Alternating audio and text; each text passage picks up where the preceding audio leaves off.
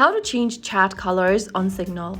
Hey everyone, welcome back to another video from Wake&Tech. If you are using Signal and want to personalize your conversations with different chat colors, firstly open the Signal application on your device and then log into your account. Now open up the conversation you want to customize. It can be an individual contact or group. Just open it up and then tap on the name at the top of the screen to open up the setting page.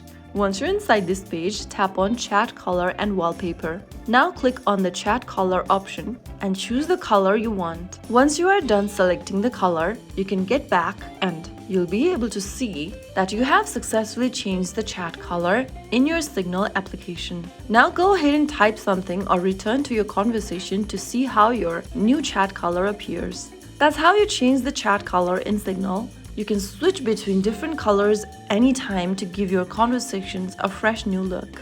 If you found the video helpful, don't forget to like, share, and subscribe to our channel. I will see you again in the next video. Stay tuned and thanks for watching.